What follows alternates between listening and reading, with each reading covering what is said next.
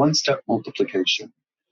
The opposite of multiplying is dividing. Let me give you a demonstration. If I have x and I'm multiplying it by 4, and that gives me 20. Well, the opposite of taking x and multiplying it by 4 is to divide the other side by 4. So I'm going to have x equal 20 divided by 4, where that answer will give me 5. Notice a couple of things about how I wrote this. One of the things I did is I used the division bar in order to show division. This is the only way you want to use or show division when you're doing algebra. Do not use these symbols to replace that.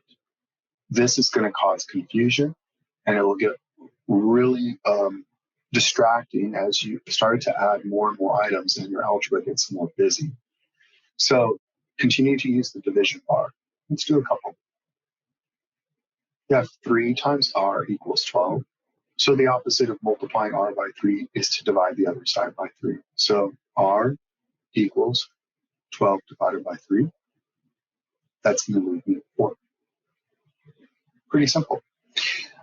Again, be careful when your variable is on the right side. You want to continue to leave it on the right, and be aware that integers will show up, or negatives.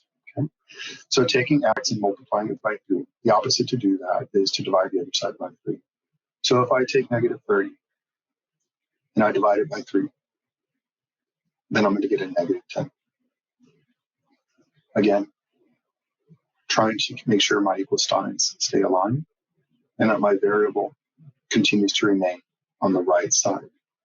You do that only if it starts on the right side. If it starts on the left side, like this one, then you continue to leave it on the left side.